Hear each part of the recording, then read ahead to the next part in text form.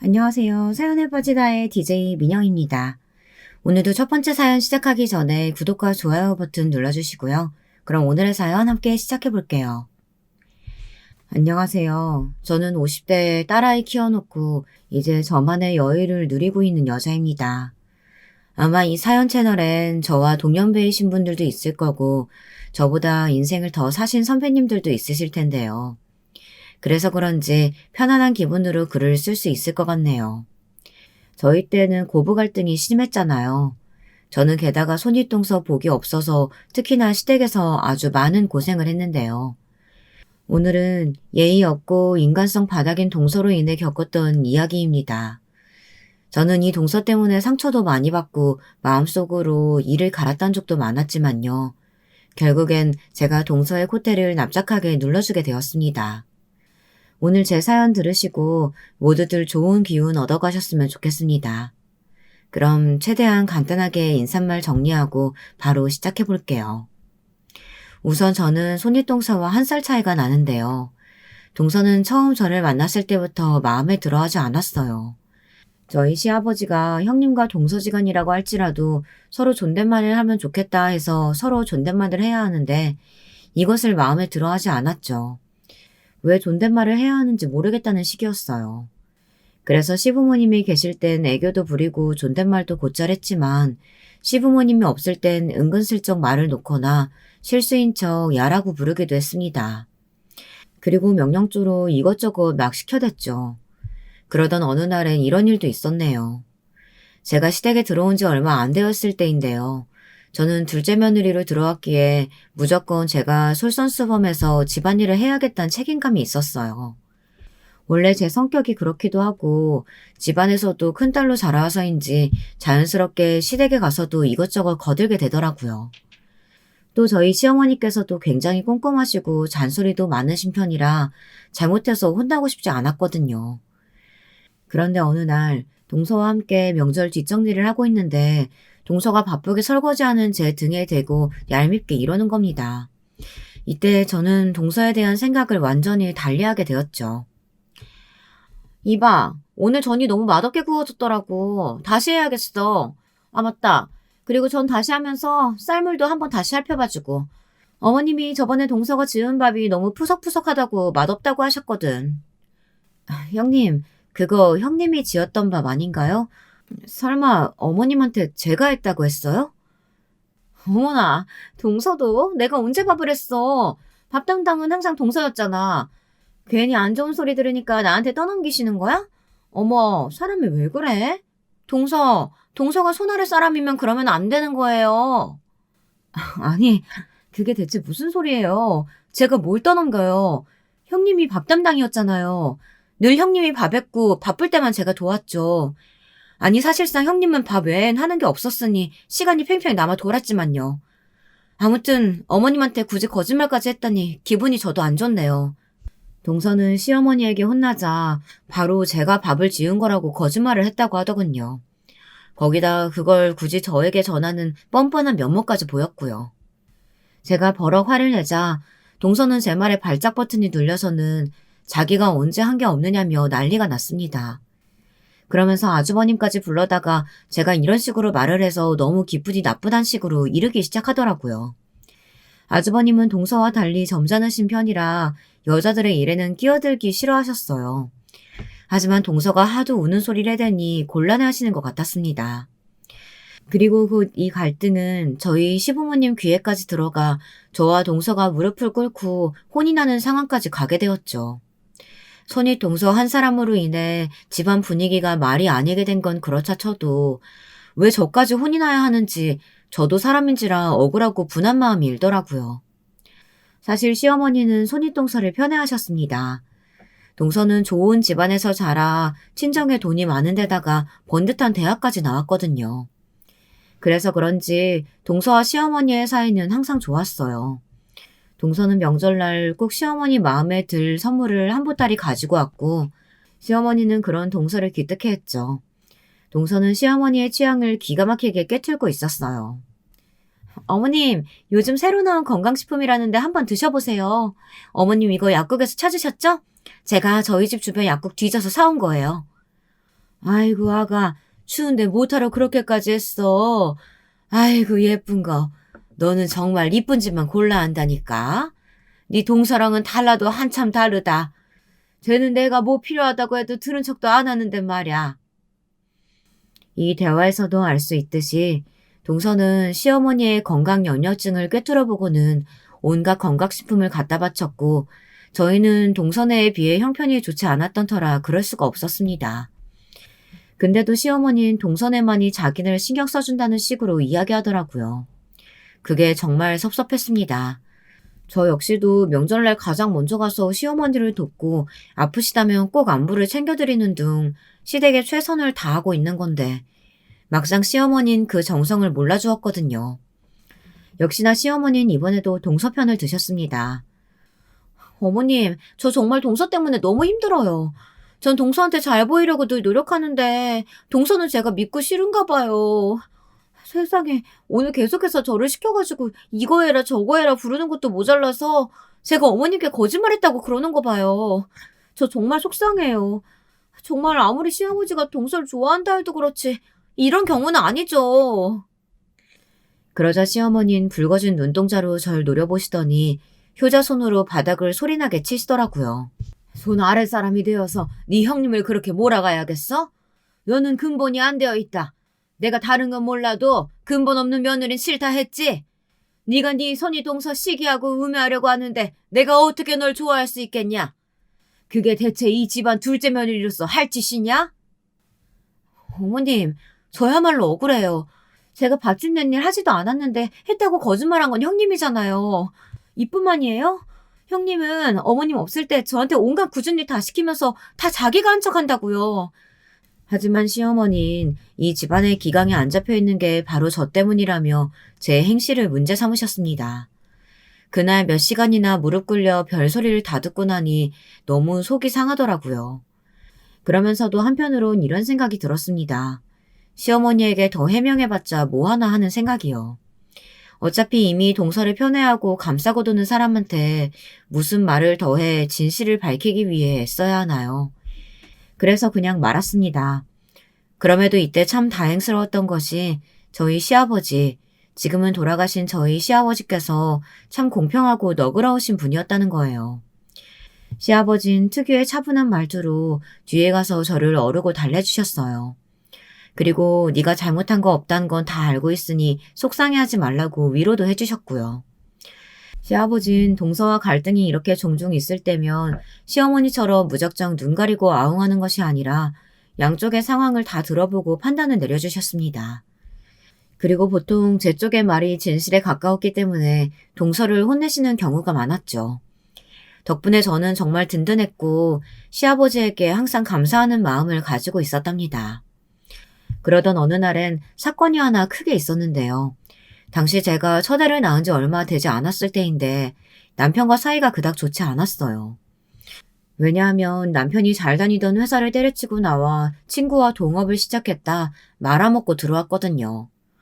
그것도 모자라 집에서 술병만 불고 있으니 저도 속이 많이 타고 남편과 매일이 전쟁통이었어요. 아이는 키워야 하는데 남편은 제 구실을 못하고 있으니 속이 부글부글 끓었답니다. 그러던 어느 날 시어머니가 저와 남편 사이의 일을 전해 들으시고 대뜸 저를 주차장으로 불러 뭐라고 하시는 겁니다. 퉁퉁하다 못해 뚱뚱한 남편의 몸을 가리키면서 얘 왜 이렇게 말랐냐? 어? 네가 못 먹였니? 아니 제가 지금 살이 쏙 빠져서 왜 저런 상태인 거야? 하면서요. 당시 남편 때문에 열이 치받치던 저는 애를 키우면서도 잘 먹지 못해 몸이 삐쩍 꼴아 있었는데 그런 저는 눈에도 보이지 않았나 봐요. 시어머니에겐 오로지 아들, 자신의 차남만이 있었습니다. 그런데 이날 퇴근하고 돌아오신 시아버지가 주차장에서 시어머님 목소리를 듣고 버럭 화를 내신 거죠. 아니, 당신 공안 못해? 동네 시끄럽게 이게 뭐 하는 거야? 우리 며느리가 못한 게 뭐가 있다고 이렇게 심하게 야단을 쳐?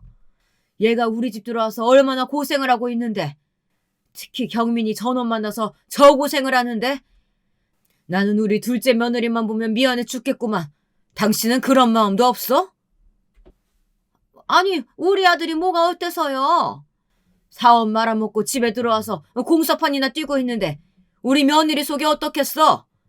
괜히 며느리 불러다 혼내지 말고 미안한 줄 알아. 미안한 줄. 사람이라면 양심이 있고 염치가 있어야지. 이날 집으로 가는 내내 정말 눈물을 펑펑 쏟은 것 같습니다. 시어머니 말에 아무 말도 못하고 저를 노려보시다 들어가신 시어머니도 마음 한구석 신경이 쓰였지만 그럼에도 저를 먼저 생각해 주신 시아버지가 너무 감사했어요.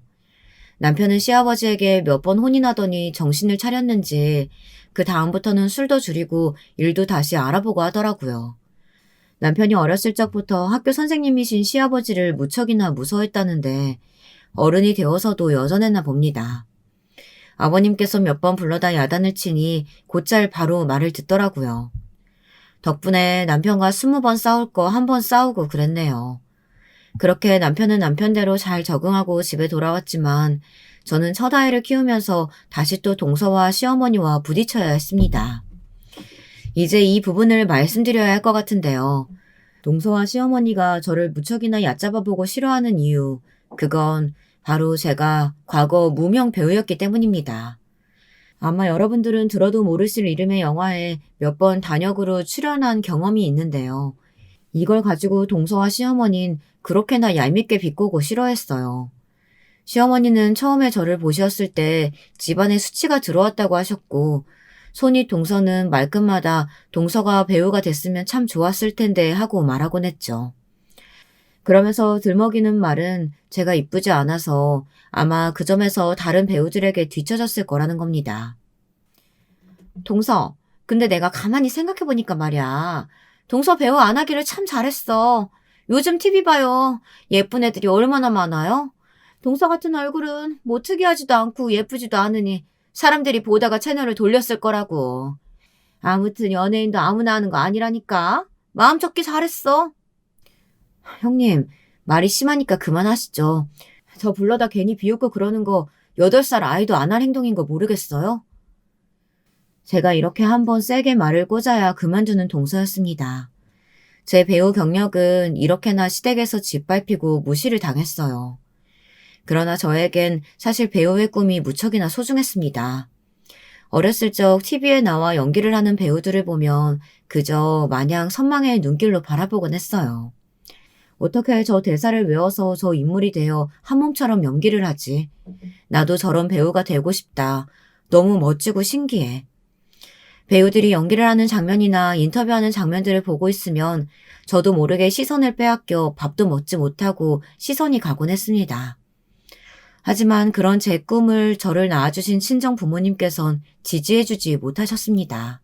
집의 가난이라는 춥고 고달픈 환경이 바로 그렇게 만들었죠. 그래, 우리 현숙이 이쁘고 똑똑하니까 뭐든 될 수 있을 거야. 근데 현숙아, 뭘 해도 돈 버는 직업을 해야 돼. 알겠지? 네 동생들 생각해라. 우리도 생각해주고. 꿈도 현실적인 꿈을 꿔야 하는 거야. 그래, 네 엄마 말이 맞아, 현숙아. 엄마와 아버진 네가 뭘 하든 좋지만 그래도 돈을 벌었으면 좋겠어. 그놈의 돈이 발목을 붙잡는다는 생각을 그때 처음 했어요. 가난한 부모님의 제 아래로 줄줄이 딸린 동생들, 어머니와 아버지는 그저 오늘 하루 살기도 바쁘신 분들이었습니다. 어머니는 식당 일을 하셨고 아버지는 자그마한 슈퍼마켓을 하셨는데 그런 형편이니 학비도 겨우 내고 제 대학은 이미 물 건너간 일인 상황이었습니다. 그러니 제 꿈을 지지해주긴 더 쉽지 않으셨을 테죠. 그래서 처음엔 저도 그냥 마음을 접었어요. 대학을 가지 않고 공장을 다니고 근처에서 일을 하며 돈을 벌어 동생들의 학비와 생활비를 지원했죠. 동생들이 고맙다고 하면서 우리 언니 최고라는 그 말을 들으면 그것으로 만족하려고 했습니다. 그렇게 꿈을 접고 현실에 발붙이려고 노력했습니다. 그게 저의 최대치의 행복이라 굳건히 믿었습니다. 근데 꿈이라는 것이 도전해보지 않는 이상 쉽게 접히질 않는 것이더라고요. 아마 저에겐 그 꿈이 너무나 소중했나 봅니다. 꿈을 향한 열망의 불길이 쉽사리 사그라들지 않고 저도 모르게 계속 눈이 TV 화면 속 배우들을 향하게 되자 저는 일하던 식당에서도 그만 쫓겨나고 말았습니다.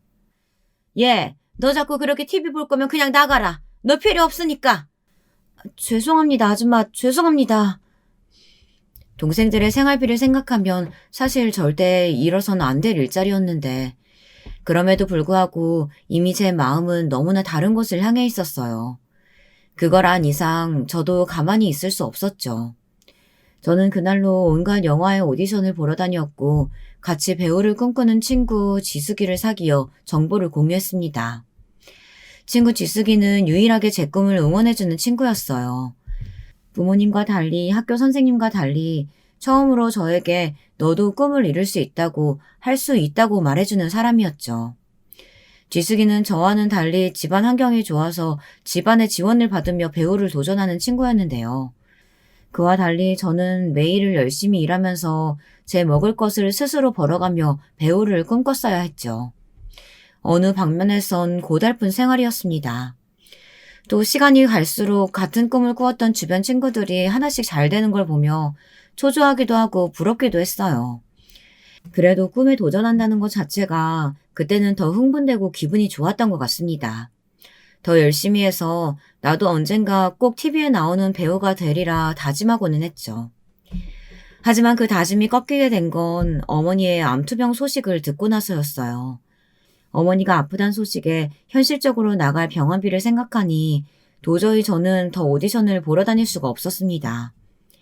저에게 시간이 돈이었고 그 돈이 있어야만 어머니를 살릴 수 있었습니다.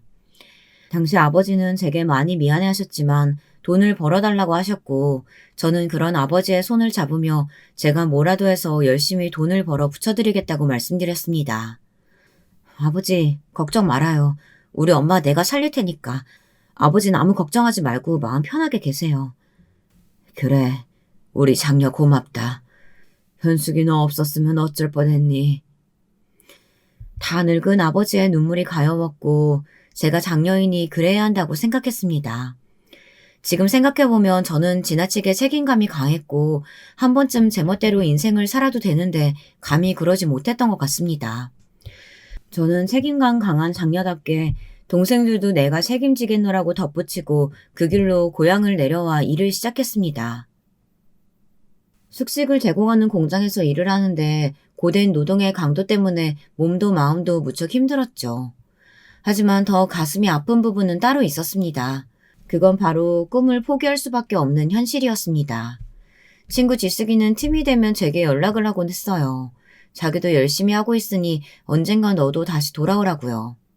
하지만 1년간 아무리 열심히 벌어도 물 새는 항아리처럼 돈이 자꾸 새어나가더군요.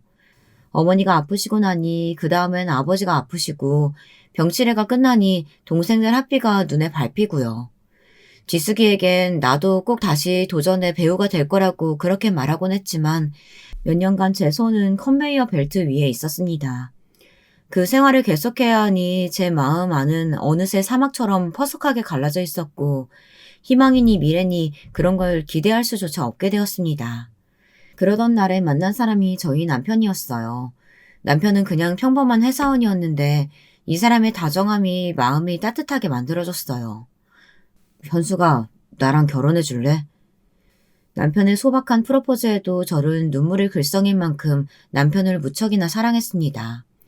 시댁을 겪기 전까진 그랬죠. 또 과거 제가 배우를 꿈꾸었다는 사실을 알고 나선 남편은 무척 신기해하며 언젠간 꼭 다시 도전해보자고 했습니다. 자신이 경제적인 부분을 책임지겠다고 하면서요. 하지만 시간은 야속하게 흘러갔고 남편의 말은 그저 말뿐이었죠. 저는 이젠 꿈을 꾸기에도 이루기에도 너무 늦은 나이에 여자가 되어버렸습니다. 가끔은 TV를 보다가 TV 속 배우들의 얼굴을 보다 보면 옛날 시절이 떠올라 서럽기도 하고 울컥하기도 했어요. 하지만 그럼에도 꿈을 포기하며 이루었다고 생각한 것이 있으니 그건 다른 종류의 행복이었습니다. 이 가정을 꾸리면서 다른 종류의 크나큰 행복을 느꼈답니다. 단란한 가정이란 울타리와 생태 같은 자식이 주는 기쁨이죠. 우리 딸은 말을 배우기 시작한 이후부터 곧잘 저를 엄마 하며 잘 따르곤 했습니다. 다른 딸 자식들을 보면 사춘기 때 부모님 속을 썩인다고 한다는데 우리 딸은 그런 법이 없었어요. 그저 옛날 저를 보듯 늘 책임감 강하고 헌신적인 모습으로 동생을 챙기고 저를 챙겼죠. 어떤 때는 우리 딸이 엄마 같았네요. 특히 제가 유방암으로 아팠을 적 사춘기 딸이 만사 제쳐두고 저를 챙겨줬던 걸 생각하면 참 눈물이 나요. 친정엄마도 못해준 일을 이 아이가 제게 해주고 있더라고요. 우리 딸은 이렇듯 제게는 보물 같고 너무나 소중한 아이였답니다. 그러던 딸아이가 어느 날 제게 물었어요. 제가 마음이 어지러울 때나 힘들 때 가끔 혼자 일기를 쓰곤 하는데 딸아이가 몰래 그걸 보게 되었나 봐요. 엄마, 혹시 어렸을 때 배우하고 싶었어? 딸은 엄마에게도 엄마가 아닌 꿈이 있었다는 게 신기하다고 하더라고요. 저는 그렇다고 말하며 희미하게 웃어 보였습니다. 그런데 그 뒤에 하는 딸의 말이 저를 한번 또 놀라게 했지 뭐예요. 엄마, 사실 나도 배우하고 싶었는데 어떻게 엄마랑 나랑 똑같은 꿈을 꿀 수 있지? 신기하다. 마치 운명 같아. 뭐? 우리 딸도 배우하고 싶었어? 저는 그 말에 소스라치게 놀랄 수밖에 없었습니다. 우리 딸이 알아서 공부도 척척 잘하고 말도 잘하길래 저는 내심 이 아이가 커서 변호사쯤 되면 좋겠다 하고 바라고 있었는데 저와 같은 배우의 꿈을 꾸고 있었을지는 상상도 못했거든요. 어쩐지 밤마다 무언가 중얼거리며 뭔가를 연습하길래 시험 공부를 하나 싶었는데 알고 보니 혼자 대사 연기를 연습했던 모양이더라고요. 딸은 어색하게 웃으며 그 사실을 털어놨어요.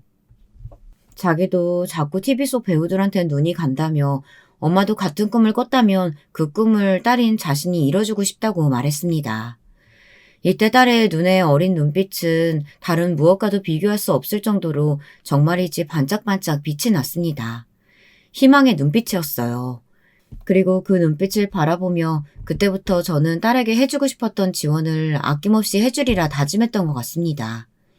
물론 딸이 아직 학생이니만큼 공부에 전념하길 바랄기에 공부를 먼저 하길 권했지만 혹여나 다니고 싶은 연기학원이 있다고 하면 보내주기도 하고 뮤지컬이니 영화니 하는 문화 공연도 함께 보러 다녔어요. 함께 보다 보면 저도 세월을 거슬러 올라 아직 꿈을 꾸는 소녀가 된 기분이 들기도 하고 무엇보다 딸이 좋아라 하니 그게 참 좋았습니다. 그런데 참 인생은 저를 가만두지 않는 것 같습니다. 저와 딸아이가 행복한 시간을 보내고 있을 즈음 남편이란 양반이 또 사고를 친 겁니다. 제 멋대로 회사를 뛰쳐나가 또 사업병이 도져 막 이것저것 하더니 언젠가부터 집에 들어오지 않았어요. 걱정이 되어 전화를 해봐도 받지 않았고요. 혹시 이 인간이 무슨 대형 사고를 친 건 아닌가 가슴이 조마조마하던 때였습니다. 근데 그러던 어느 날 빚쟁이들이 저희 집 앞에 들이닥쳐 가구들에 빨간 딱지를 붙이더라고요. 아니, 이게 무슨 짓이에요, 지금? 아줌마, 남편이 지금 사고 쳤어. 크게 사고 쳐서 우리 다 같이 돼지게 생겼으니까 아줌마 당장 남편 찾아가지고 와. 알았어? 안 그럼 아줌마는 아줌마 자식들이 다 죽을 줄 알아. 아니, 그게 무슨... 저는 그 사람 행방 몰라요. 모른다고요. 정말이에요. 험악한 표정으로 말하는 빚쟁이들의 눈빛이 예사롭지 않았습니다. 저는 남편의 행방을 정말 몰랐어요. 그래서 일단은 시댁으로 가서 이러이러한 상황이라 말씀드리니 시어머니께선 딱 한 말씀 덤지고 외면하시더군요. 그렇게 아끼시던 차남이었는데 말이죠. 구구절절 설명할 것도 없이 자기네도 형편이 여의치 않으니 너희들이 알아서 해결해라 이거였습니다. 마침 옆에 있던 촌이동서도 이 상황을 꽤나 즐기는 듯 입가는 웃고 있었어요. 시아버지라도 살아계셨다면 다행이었겠지만 당시 시아버지는 이미 병원으로 돌아가신 이후였습니다. 모두가 저희 가족을 외면하니 시아버지의 존재가 그토록 그리울 수가 없었네요. 그럼에도 저는 정신을 차릴 수밖에 없었습니다. 남편은 나 몰라라 야반도주를 해버리고 잠수를 타버린 와중이었지만 남은 내 자식을 책임지기 위해선 청소든 뭐든 해서 가장 노릇을 해야 했어요. 제가 제일 잘하는 일이기도 했지만 마음은 너무 서럽고 힘들었답니다. 그럴 수밖에요. 남편에 대한 깊은 원망과 함께 내가 왜 결혼이라는 걸 했을까 하는 근본적인 후회가 들더라고요. 그래도 그럴 때마다 딸이 저를 잡아주어 억지로 힘을 내고 또 냈습니다. 그리고 그렇게 힘겹게 제가 가장으로서 일을 하며 지내는 동안에도 시어머니는 시댁에 갈 때마다 저희 모녀를 굉장히 안 이뻐했습니다. 그 티를 어찌나 팍팍 내시는지 제가 딸애를 껴안고 민망해서 다른 방으로 데리고 들어가기 일쑤였어요. 시어머니는 전에 동서에게 그랬듯 동서의 애는 이뻐라 했지만 저희 딸들은 계집애라고 쓸모없다 여기셨습니다. 딸한테 잘해줘봐야 뭐하니? 남는 거 하나 없는데. 늘상 이런 말씀을 하시곤 했죠. 그러면서 이런 행동도 하셨어요. 참 부끄러울 행동이죠. 꼭 어버이날 손이 동서네와 함께 찾아뵈어도 우리 딸들에겐 아무것도 주지 않으시면서 동서네 아들들에게는 대놓고 용돈이니 책이니 하는 그런 것들을 선물로 주시곤 했습니다. 저는 못 본 척 고개를 돌렸지만 그럴 때 딸은 달랐습니다. 할머니에게 섭섭할 만했지만 의연하게 티내지 않으려고 하더군요. 그건 역시 자존심 강한 저를 닮은 모습이었어요. 오히려 엄마 나 괜찮아 라고 하면서 동서의 애를 우리 딸애가 더 챙겨주고는 했습니다. 우리 딸이 이렇게 예쁘고 대견해서 엄마는 너무 자랑스러워. 근데 할머니한테 마음 상한 거 있으면 엄마한테 다 말해도 되니까 언제든 말해. 알겠지? 숨기지 말고. 응, 알았어, 엄마. 근데 나 마음 하나도 안 다쳤어. 괜찮아. 걱정하지 마. 혹여나 딸아이가 시어머니에게 상처받을까봐 저는 뒤에서 남몰래 이렇게 딸아이를 어르고 달래주곤 했지만 딸애는 걱정과 달리 시어머니에게도 동서에게도 예의 바르게 굴었습니다. 어른들도 어쩌지 못할 만큼이요. 그러다 딸애가 조금 거슬리는 행동을 하면 정작 어른들은 우리 딸애를 짐짝 취급하고 못살게 굴었습니다. 참 못났죠. 특히 우리 딸애가 공부를 잘하다 보니 손윗동서는 그것에 대한 시기 질투가 심한 편이었습니다. 왜 그런 거 있잖아요. 자기 애가 못난 걸 어디에 화풀이할 데가 없으니 남에게 쏟아내는 거요. 동선의 아들이 커가면서 조금씩 엇나가더니 어느 날 가출을 했다나 봐요. 명절날 와서 그 이야기를 하며 눈물을 한 바가지 쏟은 적이 있었는데 어느 날부턴 저희 딸에게 괜히 적개심 어린 얼굴로 툭툭 시비를 걸더군요. 얘, 너는 치마가 그렇게 짧아서 어디다 쓰려고 하니? 아, 키가 커져서 짧아졌나 봐요. 어머, 그럼 밖에서 날라리란 소리 들어 이거 사. 치마 길이도 잘 수선해야지. 너 남자친구 있어? 남자친구 있게 생겼는데 조심해라. 요즘 네 나이에 임신하고 오는 애들 있다고 하더라. 뉴스 보니까 너무 무섭더라고 나는. 아휴, 그런 거 생각하면 난 딸 안 낳길 잘했어, 동서. 그치? 손윗동서는 치마 길이부터 시작해서 코가 짧다느니 눈이 작다느니 인신공격까지 서슴지 않았습니다. 그러면서 괜히 이번엔 성적이 얼마 나왔냐는 등 못 나오면 못 나온 대로 잘 나오면 잘 나온 대로 트집을 잡고는 했어요. 도대체 어느 장단에 맞추라는 걸까요? 이대로 참다간 우리 딸도 마음이 다칠까 싶어 어느 날은 너무 열받아 저도 확 쏘아붙였습니다. 아니, 왜 우리 딸한테 그래요? 형님 지금 설마 우리 딸이 어디서 임신할 거라는 거예요? 우리 딸 그 누구보다 건전한 애예요. 어디서 그런 이상한 잣대를 들이대는 거예요? 걱정은 형님네 아들이나 하세요. 우리 딸한텐 제발 신경 좀 꺼달라고요. 시댁만 오면 내가 머리가 다 아파. 시어머니며 형님이며 왜 이렇게 우리 딸한테 관심이 많은지 모르겠네요. 성적 떨어지면 잘 됐다고 공부 안 하는 것 같다니 그런 말이나 하지 않나. 정말 어른들이 왜 이렇게 하나같이 못해 먹었어요? 뭐야 동서? 지금 말 다 했어? 아니 이게 무슨 소란이냐? 너 작은 애 지금 형님한테 대드는 거야? 곧이어 역시나 시어머니의 불효령이 들려왔습니다. 시어머니도 마침 잘 되었다 싶었겠죠. 자기 아들이 집 나가 지금 집안도 개판이겠다. 작은 며느리란 작자는 탐탁지 않겠다. 저한테 하늘 같은 동서를 잡는다고 말로 몽둥이질을 하더라고요. 당시 손이 동선의 친정 쪽 일이 잘 풀려서 시어머니에게 명품 가방이며 좋은 선물들을 챙겨주며 이쁜 며느리 노릇을 하고 있었으니 더더욱 동서 편을 들 수밖에 없었고요. 저는 이 모든 상황이 정말이지 다 역겨웠습니다. 너 때문에 우리 아들 나간 것도 분해 죽겠는데 걔가 노숙자 생활하며 지내고 있을 거 생각하면 내가 한밤중에도 눈물이 나서 미칠 것 같은데 이제는 네 손윗동서까지 잡아? 야 이년아, 너는 천하의 염치도 없는 년이다. 시어머니는 여전히 제 탓을 하고 있었습니다. 책임감 없이 야반도주한 남편을 탓한 생각이 아닌 제 탓을요. 제가 집안에 불운을 가져왔다고, 저 때문에 남편 사업이 안 풀렸다고 하시더라고요. 그 말을 틈만 나면 해대는 게 지겨워서 어느샌가부턴 시댁의 발길을 딱 끊었는데 말이죠. 시어머니는 이날 이렇게 또 성질을 건드렸습니다. 저희 딸들도 다 보는 앞에서 말입니다. 그리고 저도 악에 바친 대로 바쳐 소리를 질러대고 말았습니다. 어머니 아들 집 나가 처자식 버린 인간 아직 법적으로 이혼하지 않고 있는 것만으로도 감사하게 생각하라고요. 저 한다면 할 수 있어요. 근데 애들한테 그래도 혹시나 아빠는 필요하지 않을까 내버려두고 있는 중이라고요. 그러니까 제발 저랑 우리 딸 좀 가만 내버려 두세요. 저희 그냥 알아서 살게요. 냅두라고요. 괴롭히지 좀 마시고요. 너 어디서 이게 지금 이혼한다 뭐다. 너 지금 제정신이냐? 그러게나 말이에요. 동서, 진짜 미쳐도 단단히 미쳤나 보다. 어디 어머니한테 대들고 있어? 거기서 동서는 얄밉게 시어머니 혈압 올라가겠다며 다급히 시어머니를 데리고 밖으로 나가는데 저는 그만 다리에 힘이 풀려 풀썩 주저앉았습니다. 눈물이 막 떨어지는데 추스릴 정신도 없더라고요. 근데 저희 딸이 포근하게 저를 안아주며 따라 함께 우는데 이런 엄마라 너무 미안하다라는 말밖에 할 수가 없었습니다. 아니야, 엄마. 그런 말 하지 마. 엄마는 나한테 늘 최고의 엄마였어. 엄마 같은 사람 어디 있다고. 엄마, 울지 마. 저를 진정시켜주는 딸의 말 덕분에 저는 마음을 좀 가라앉히고 집으로 가 쉴 수 있었어요. 대신 하나의 긍정적인 변화가 있었다면 이후 아주버님이 이 사건을 들으시고 동서를 크게 나무라신 거죠. 동서가 그 뒤로부턴 저에게 뭐라고 말을 막 걸지 못하더라고요.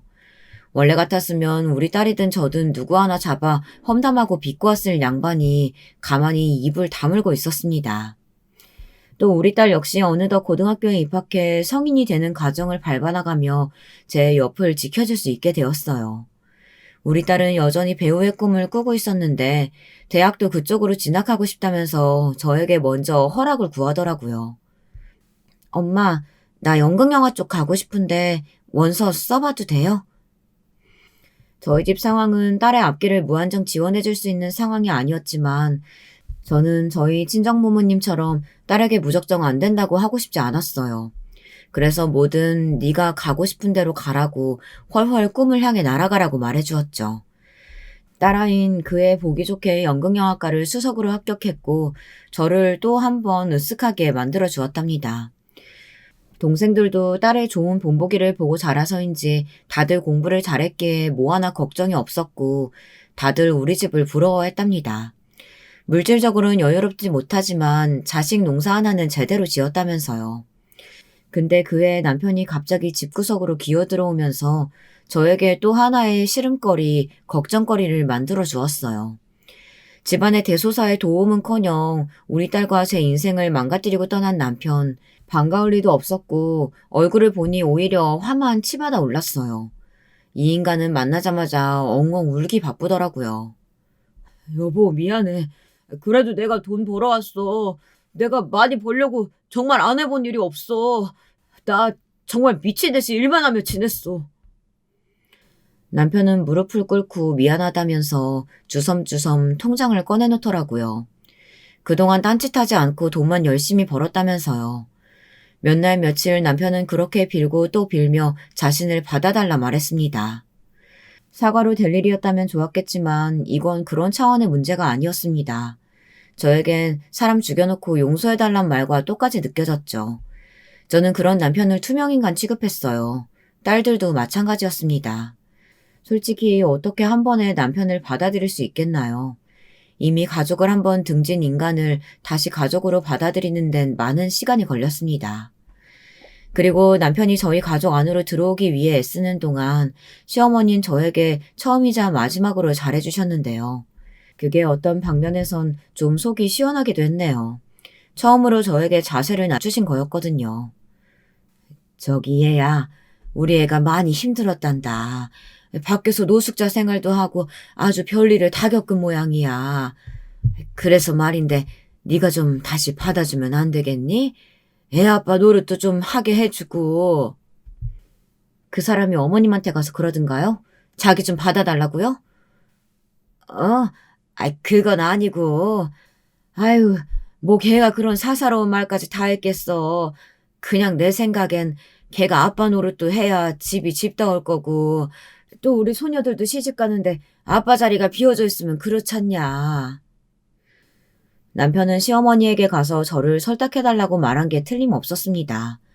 그렇지 않다면 시어머니가 이렇게 저희 집까지 찾아와 울며 불며 말할 리가 없었을 테니까요.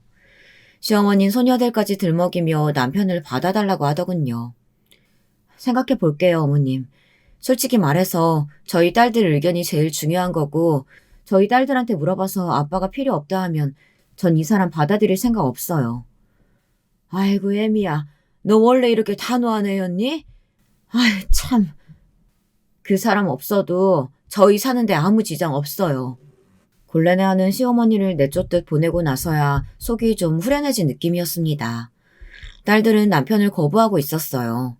그 몇 년의 세월간 쥐똥만큼의 돈을 벌어와 놓고 갈 데 없으니 받아달라는 사람을 어떻게 아빠로 인정할 수 있겠어요.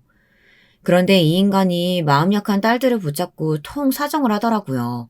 자기를 받아달라, 앞으로 잘하겠다 그런 말들을 하면서요. 참 보고 있으면서도 욱받쳐 오르는 이혼 생각을 몇 번이고 삼켰네요. 아빠, 엄마랑 저 정말 힘들었어요. 그냥 할머니네 가 있으세요. 엄마 생각하면 지금 아빠 얼굴 보기 싫어요. 역시나 저희 큰딸은 저를 생각해 이렇게 말했답니다. 덕분에 남편은 시댁으로 쫓겨나게 되었고 시어머니는 저를 쥐잡듯 잡으려는 기세로 노려보다 가셨죠.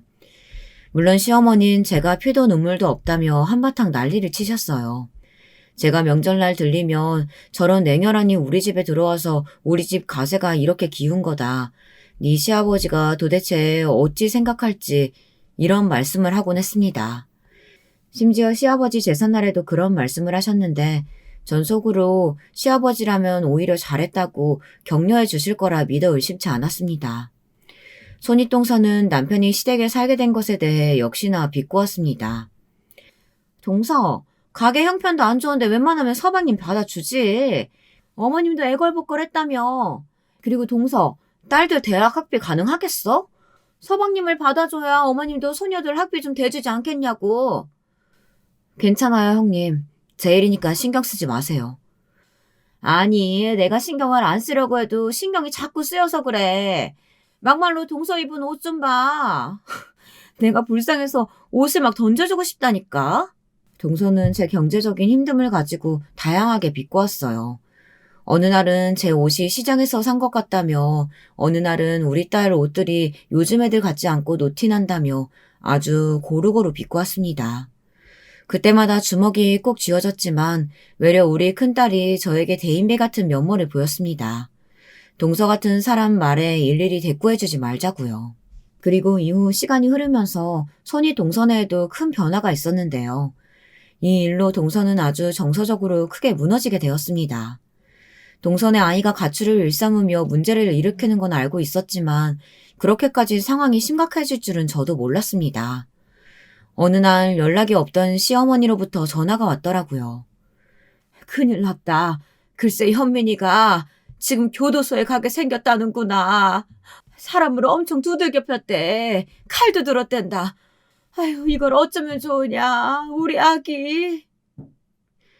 시어머니는 고글할 듯 앓는 소리로 동서 걱정을 해댔습니다. 솔직히 그간 현민이를 바로잡기 위해 애써주신 아주버님을 생각하면 안 된 일이긴 했죠. 근데 전 이상하게 그리 큰 동정이 가거나 하지 않더라고요. 얄미운 동서 때문에도 그렇지만 어쩐지 인간관계가 맞아떨어지는 느낌이었습니다. 동서는 어릴 때부터 아이에게 관심도 없었고 늘 공부만 시키기 바빴어요. 마치 아이가 자기의 또 하나의 전리품인 것처럼 제멋대로 아이를 휘두르곤 했는데 그때마다 저는 손윗동서의 아이가 참 불쌍해 보였습니다. 아이의 마음엔 관심이 없으면서 그저 아이를 말 안 듣는 아이, 양아치, 날라리로만 생각했으니 사실 그 아이가 엇나갔던 것엔 어른인 동서의 책임도 있는 것이었죠. 저는 그냥 알았다고만 하고 전화를 끊으려 했습니다.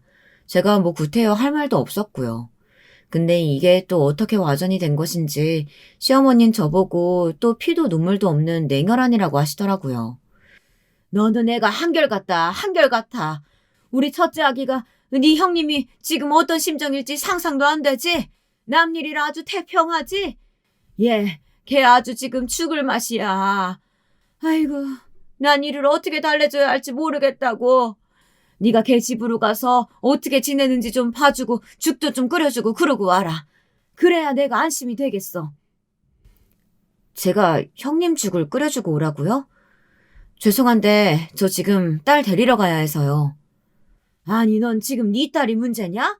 네 손윗동서가 힘들어 죽는다니까. 애가 열이 펄펄 끓는데. 그런 허드렛 일 네가 안 하면 누가 하겠어. 얼른 가서 해주고 와. 시어머니야말로 한결같은 사람이었죠. 저는 별로 그러고 싶지 않다고 했네요. 제 입에서 그런 말이 나갈 줄 몰랐는데 어느새 뱉어놓고 보니 제가 그런 말을 했더라고요. 어머님, 저 시간 없어요. 형님은 사랑에 맞이하는 어머님이 달래주세요. 이런 이기적인 녀 같으니라고? 네 손윗동서가 너를 얼마나 우리 동서 하면서 잘 챙겨줬는데 가족이 이러면 안 되지. 이 냉혈한 같으니라고. 너는 은혜도 모르냐? 짐승도 은혜는 알겠다 이거사. 아이고, 그러고 보면 네 형님이 불쌍하다. 너 같은 걸 동서로 뒀으니 말이지. 좀 더 하나라도 나은 애를 들었어야 하는데. 아휴. 어머님, 제가 하고 싶은 말이네요. 형님이야말로 저한테 한참 부족한 사람이거든요. 형님이랑 잘 얘기해보세요. 저도 긴 시간 얘기하고 싶지 않아 끊겠습니다. 저의 차분한 대처에 시어머니는 외려 할 말을 잃고 어버버하셨고 저는 그대로 전화를 끊은 후 어떠한 감정의 동요 없이 제 할 일을 해나갈 수 있었어요. 아마 과거의 저였다면 시어머니에게 상처도 받고 힘들었겠죠. 근데 나이를 먹어서 그런 걸까요? 나이의 힘일까요? 그쯤 되니 아무 감정의 타격이 없더라고요. 시어머니는 그 후 자식 때문에 힘들어하는 동서가 너무 가엾고 안쓰럽다며 제게 몇 번이고 동서 집에 가보라고 했지만 전 한 번도 가지 않았습니다. 오히려 그때마다 어머님이 가라고 당당하게 말하곤 했는데 지금 생각해도 이때의 제 모습은 참 뿌듯하고 자랑스럽습니다. 그리고 그 일이 있고 1년 후 지금 사연을 쓰게 된 사건이 터지고 말았답니다. 정말 지금 생각해도 열받는 일이긴 한데요. 그만큼 무척이나 통쾌한 일이기도 합니다. 어떤 사연인지 궁금하시죠? 말씀드렸듯 손윗동서와 관련된 사연인데요.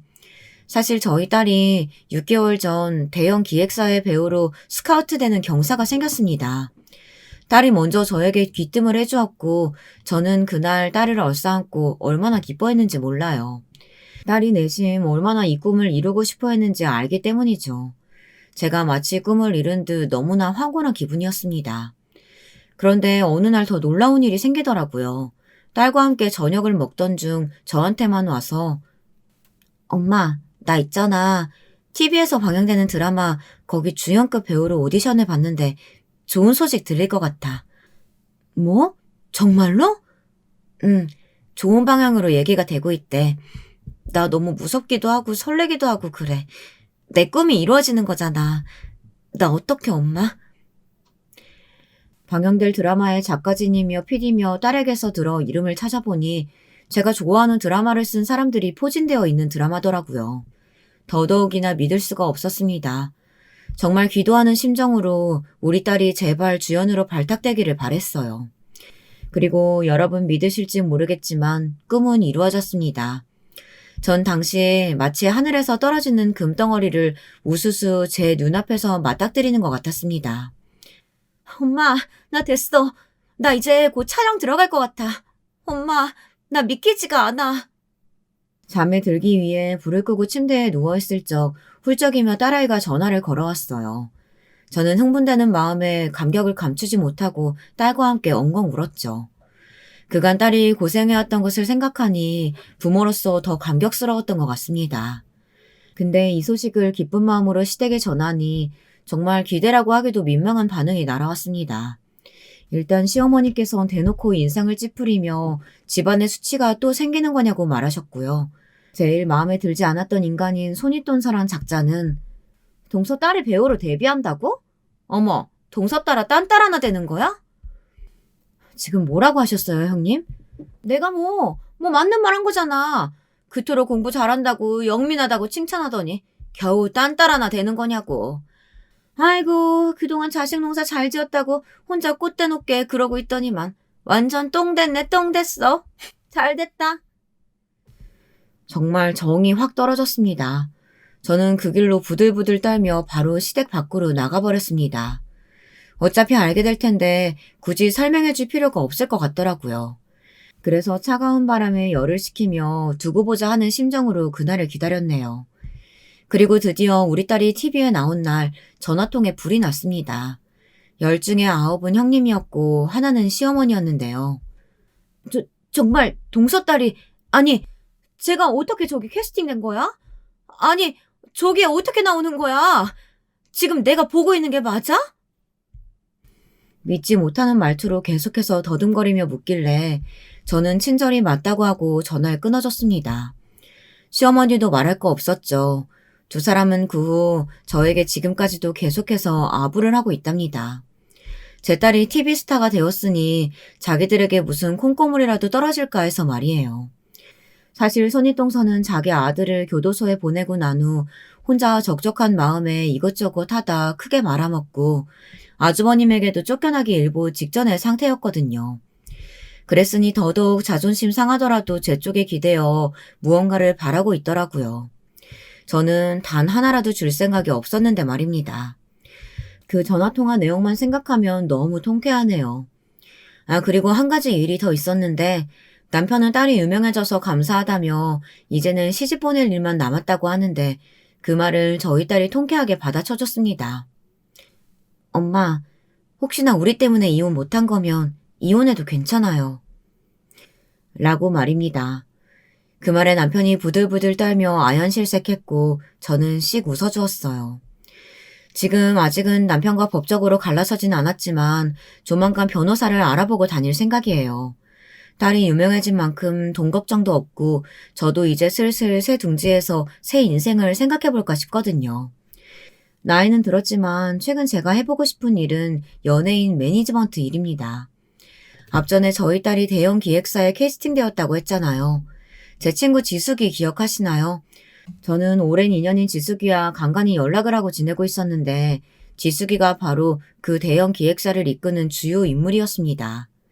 혹시나 하는 마음으로 지숙이에게 딸 이야기를 했더니 바로 회사 주소를 알려주었고 재능과 매력으로 우리 딸이 지숙이의 기획사에 들어가게 된 데다 드라마에 캐스팅까지 된 거였죠. 그리고 이후 지숙이가 제게 딱히 따로 할 일이 없다면 자기와 이쪽에서 일을 해보는 게 어떻겠느냐고 권유해 주더군요. 난 네 딸이 잘 될 줄 알았어. 이제 딸 덕 볼 일만 남았네. 그래도 우리 100세 시대고 하니까 일이 있으면 좋잖아. 나랑 같이 일해보자. 응? 좋은 제안이라 저는 더 마다할 거 없이 오케이 했습니다. 지숙이 덕분에 저희 딸이 잘 된 것도 무척 기분 좋은 일이지만 제가 딸의 앞길에 또 도움이 될 수 있어 기쁜 마음입니다. 저희 딸이 배우 누구인지 밝힐 수 없어 너무 아쉽지만 그럼에도 글을 남길 수 있어 행복했네요. 저희 딸의 앞길을 부디 응원해주세요. 여러분 감사합니다. 여러분, 두 번째 사연 시작하기 전에 좋아요와 구독 꼭 눌러주실 거죠? 그럼 두 번째 사연 바로 시작합니다. 저는 그저 그런 수준의 전문대를 나왔습니다. 요즘에는 개나 소나 4년제 대학은 다 나오는 실정이고 차라리 대학교를 자의에 따라 안 가면 안 갔지 4년제를 두고 별 볼 일 없는 전문대를 가는 경우는 드문 편인 것 같아요. 제가 간 전문대가 특출나게 유명한 전공이 있는 곳은 아니었고 말 그대로 기껏 전문대나 나왔다라고 표현할 때 쓸만한 그런 대학이었습니다. 제가 공부를 아주 못했기에 그런 선택을 내렸던 건 아니었어요. 다만 집에서 저를 두고 너는 대학 졸업장 따서 그걸로 뭘 해볼 생각일랑 일찌감치 접고 하루빨리 취업해서 집에다가 돈 좀 벌어다오. 이렇게 말을 해왔기 때문에 4년제 대학교는 도저히 욕심내어볼 엄두가 안 났던 것이죠. 저희 집이 부유하게 사는 경우였다면 그렇지 않았을 테고 또한 제가 공부머리가 뛰어난 사람이었다면 그러지 않았을 테지만 슬프게도 집구석은 늘 그저 그런 수준이었던 데다가 저는 부모님께 덜 아픈 손가락이었으며 제가 공부를 월등히 잘하는 것은 아니었기 때문에 전문대라는 선택지를 제 딴에는 절충하듯 욕심을 내었던 것입니다. 그 전문대를 재학하는 데는 돈이 거의 들지 않는다는 사실을 아시곤 부모님께서는 제가 거길 다니는 걸 허락해 주셨죠. 저는 위로 형이 한 명 있는데 제 형은 4년제 대학교에 들어갔습니다. 저희 집의 아픈 손가락이며 부모님의 기대와 애정을 독차지하는 인물이기도 합니다. 형은 초등학교 때 몇 번 병치레를 했었거든요. 저는 어렸을 때라 그 심각성을 전혀 몰랐고 타고나기를 개구쟁이 기질을 가지고 있었기 때문에 밖을 쏘다니며 잘만 놀려다녔고 집에 와서도 시끄럽게 TV를 보고 과자를 찾아 먹고 형이 보이면 짓궂은 장난을 걸려하고 그랬었습니다. 그런데 정말 생각지도 못했던 점이 저의 그런 모습들 때문에 당시에 부모님께서는 저에게 학을 뗄 만큼 질리셨다는 사실이에요. 하지 말라고 하면 하지 말아야 하는데 저는 그게 통하지 않는 구제불능의 아이였다고 부모님께서는 평가를 하시더군요. 저는 희한하게 중학교 시절을 나면서 새롭게 성격이 형성되었고 초등학교 시절이라든지 그 이전의 기억들은 저의 과거가 아닌 것처럼 옅게 희석이 되어갔습니다. 저는 이렇게 한 해 한 해 나이를 먹어갈수록 어렸을 때의 저와는 이별을 고하고 있었는데 반면에 부모님께서는 시간이 갈수록 어렸을 때의 저 때문에 마음고생을 심하게 하셨던 걸 점점 더 들춰내시면서 이것 때문에 저를 상당히 얄미워하시게 되었어요. 이게 참 무슨 아이러니인가 싶네요. 타고나기를 활발하고 통제가 어려운 개구쟁이였던 저와는 달리 형은 얌전하고 조용하였으며 침착한 아이였다고 해요. 제 기억 속에서도 형은 과연 그런 모습들이었습니다. 그런데 희한하게도 제가 자랄수록 차분하게 생각을 다스리는 타입으로 바뀐 것과는 다르게 오히려 형은 중학교, 고등학교를 지나면서 점점 성격이 거칠어졌다고나 할까요? 마치 지난 세월에 억누르고 산 것을 보상받기라도 한다는 것처럼 표정이며 말투가 조금 거칠어졌습니다. 부모님께서는 형이 학교에서 이상한 친구들을 만나는 바람에 잘못 물든 것이며 한때 지나가는 과도기에 불과하다는 논리로 늘 형을 두둔하셨지요. 하지만 대학 입시를 앞둔 고등학교 3학년 수험생 때도 형이 온통 산만한 모습을 보이자 그때는 좀 심각해지셨어요. 우리가 투자하고 기댈 때라곤 당연히 우리 집 장남뿐인데 저러다가 대학도 못 가고 인생 망치면 어떡하지? 이상한 소리 말아요, 여보. 정신 차리고 대학만은 꼭 가게끔 보내면 될 일이니까. 걔가 지금 방황을 하는 것뿐이지 대학만 어떻게든 들어가면 바로 자기 인생 설계하고 살걸요? 우리가 앞으로 잘 살아보려고 그 생각으로 자식 농사에 얼마나 공을 들였는데 자기 부모 기대를 저버릴 만큼 우리 집 장남은 불효자 아니에요. 형이 집에 없을 때 부모님께서는 거실에서 그런 대화를 나누셨는데 코딱지만한 집안에서 당연히 방 안에 있던 저에게도 그 말소리가 다 들렸죠. 평수가 작은 건 둘째치고 아주 오래된 주공 아파트는 방음이 별로였거든요. 그래서 저는 그 부모님의 대화를 듣고 조금 어이가 없었습니다. 초등학교 때는 몰랐지만 중학생만 되어도 저희 집 경제적 수준이라든지 이런 것들이 객관적으로 인식이 되더라고요. 그러니까 알게 되었던 것이죠. 부모님께서는 당신의 자식에게 투자라는 걸 하실 만큼의 여력을 갖고 계시지 않았습니다. 무턱대고 기대만 잔뜩 해주면 그게 어디 공을 들이는 것인가요? 그제서야 저는 저 대신 부모님의 관심이며 애정을 독차지하고 살아온 형의 입장도 만만치 않은 것이겠구나 하는 생각을 처음 해보게 되었어요. 어쩌면 나에 비해서 아주 얌전한 사람이었던 형이 점점 엇나가면서 성격도 예민하게 변한 것은 아버지랑 어머니의 저런 태도 때문에 그런 것일지도 모르겠어. 그게 아니라면 별다른 계기도 없으니까. 저는 그런 추측을 하게 되었고 그 후로 얼마 지나지 않았을 때 웬일로 형한테 가서 먼저 대화를 청해보았습니다. 머리가 좀 큰 이후로는 형하고 별로 안 친하게 지냈거든요. 형제끼리 성격적으로 통하는 것도 없었으니까요. 하지만 저희에게는 공통분모가 있었으니 바로 부모님 문제였습니다. 제가 책상 앞에 앉은 형한테 가서 이런저런 얘기를 슬쩍 붙여봤는데 역시나 제 예상대로였어요. 형은 부모님 때문에 쌓여온 스트레스가 너무 심해서 늘 짜증스럽게 변했던 것이더라고요. 이놈의 집구석을 내가 어떻게 탈출해야 할지 모르겠다. 야, 너는 지금 나보다 어려서 뭘 모르겠지만 우리 집은 가망이 없어. 네가 내 나이만 되어봐도 바로 알 수 있을걸?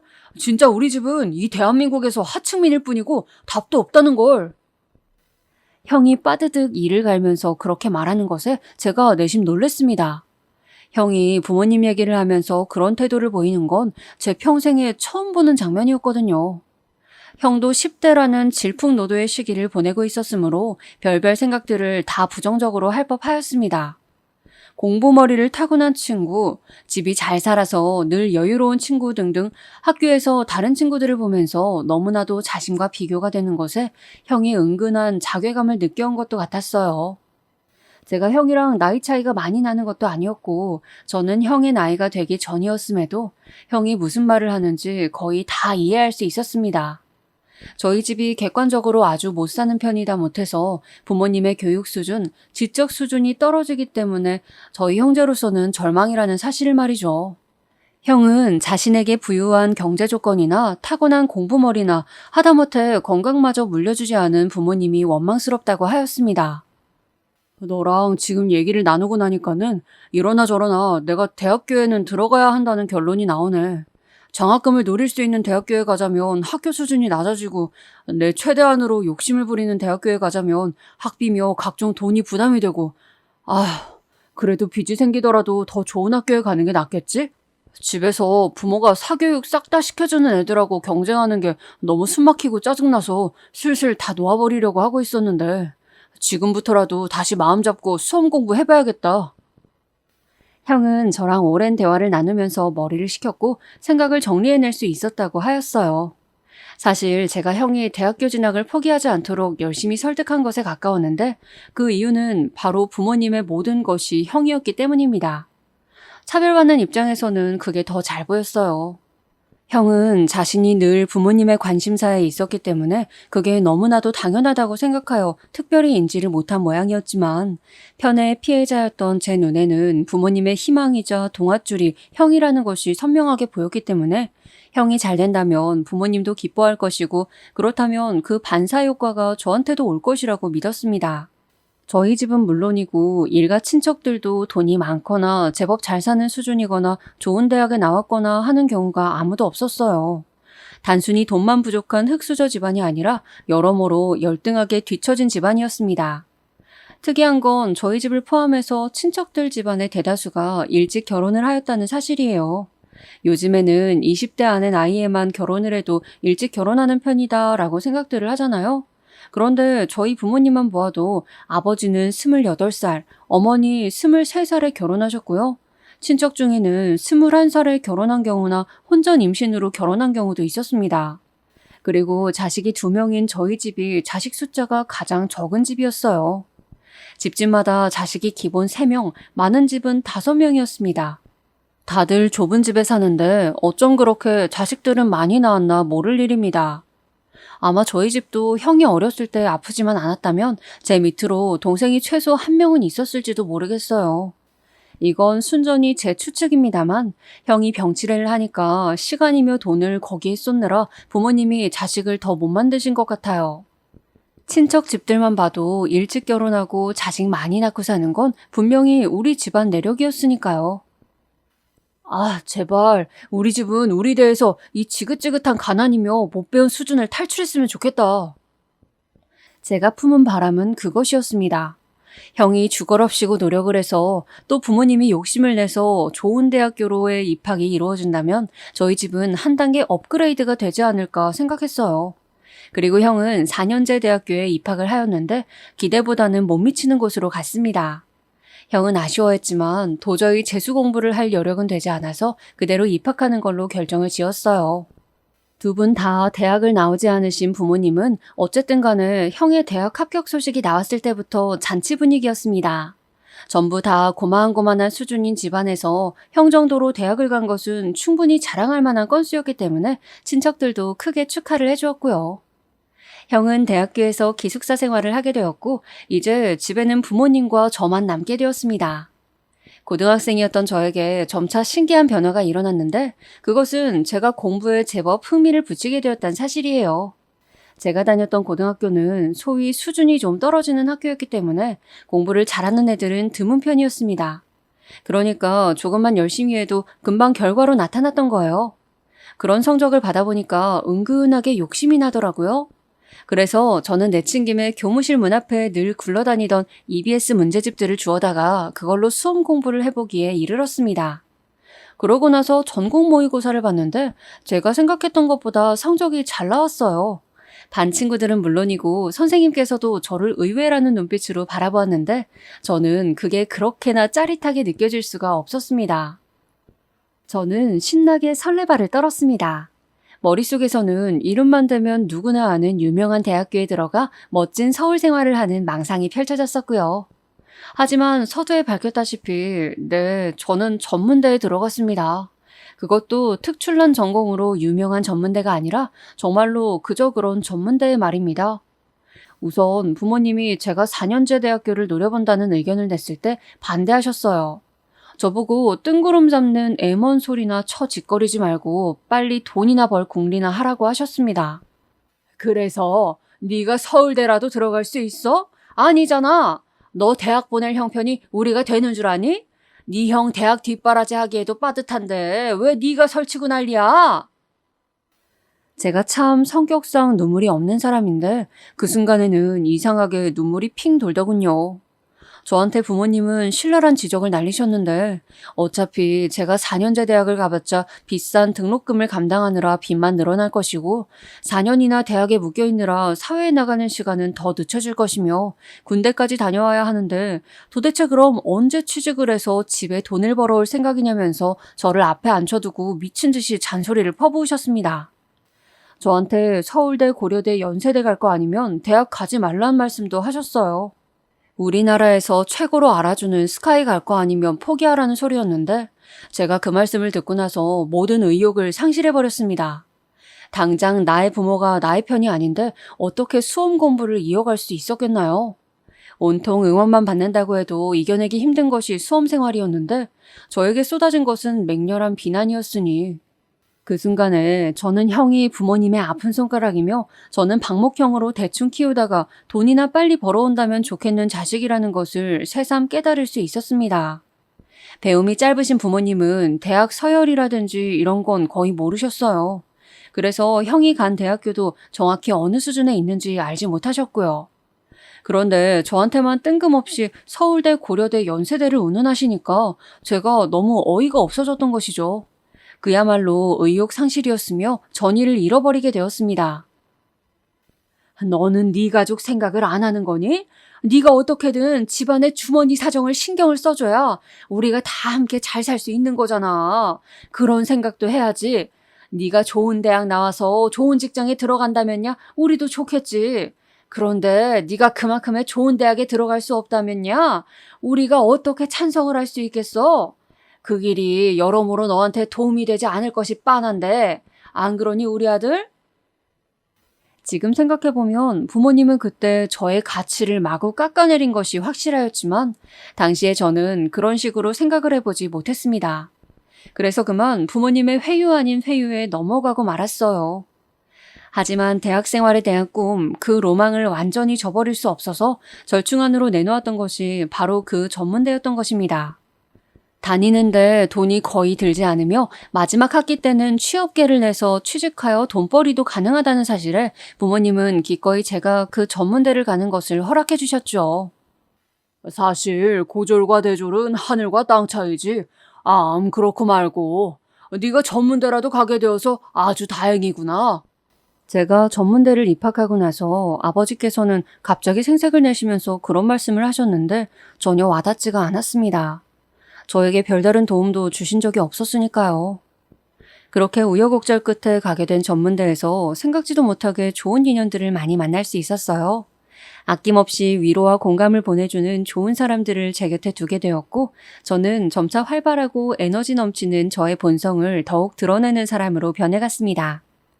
저는 그 전문대를 졸업하고 나서는 어느 중소기업에 들어가서 일을 시작했어요. 저를 아는 주변에서 모두가 좋은데 취업 잘했다고 평하며 놀라운 축하를 보내줄 만큼 제법 이름이 알려진 곳이었습니다. 중견도 아니고 중소규모의 회사였지만 그래도 중소기업 시장에서는 이곳이 나았단 얘기였죠. 사회 초년생이 받는 초봉은 귀엽다고 평해도 될 만큼 큰 액수가 아니었지만 저는 제가 드디어 사회인이 되어서 돈을 벌게 되었다는 사실에 그저 감개무량하여 일을 하였습니다.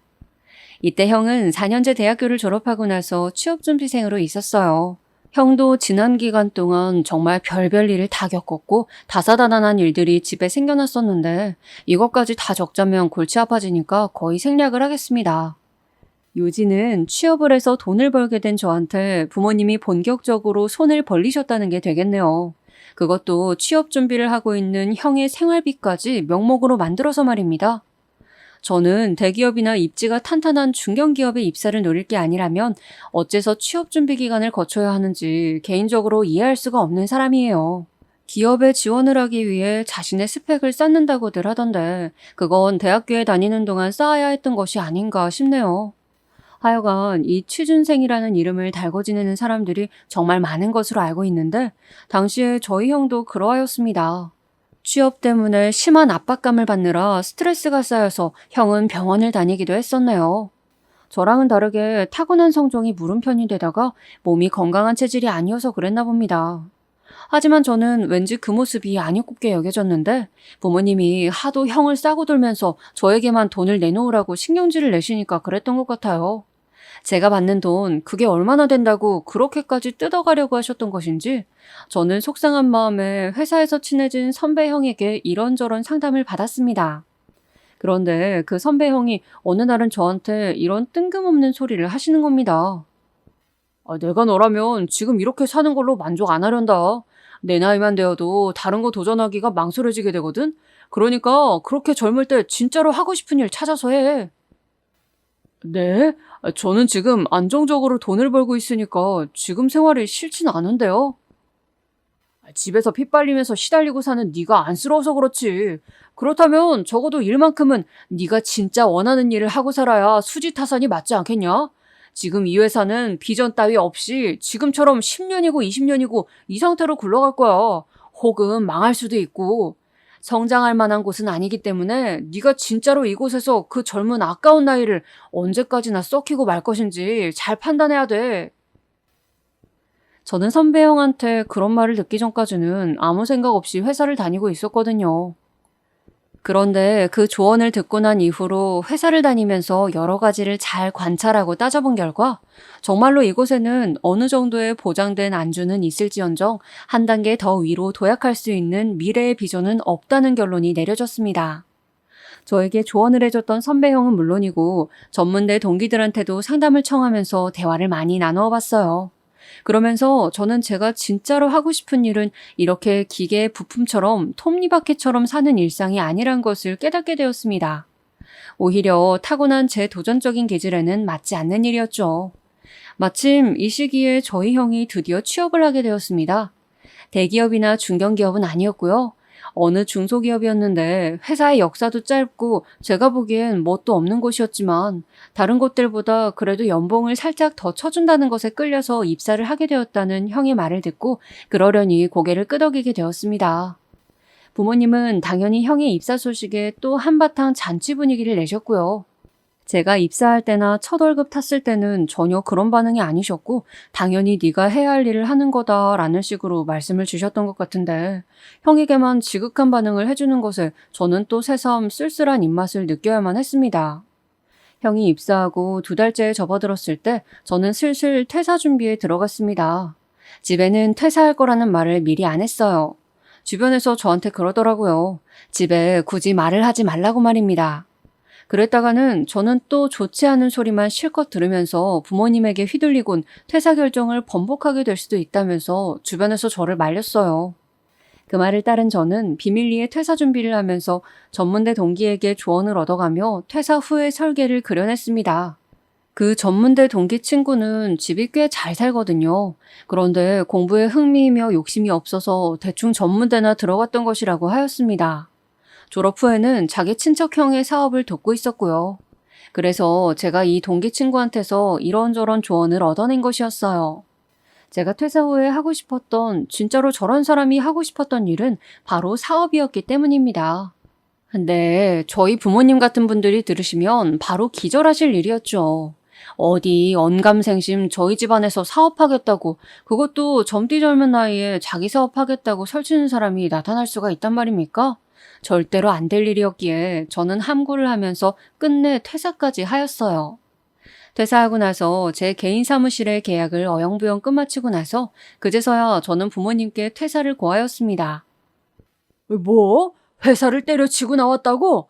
게다가 이직하는 것도 아니고 그냥 배짱을 부리면서 퇴사? 이런 정신 나간 놈을 보았나? 역시나 부모님은 까무러치셨고 저는 몸과 마음이 너무 힘들어서 퇴사하지 않고는 견딜 수 없었다는 핑계로 간신히 진화에 들어갔습니다. 덜컥 작은 사업을 시작하게 된 이후에 이 사실을 알려드렸는데 그때 부모님은 저에게 악담 같은 걸 퍼부으셨죠.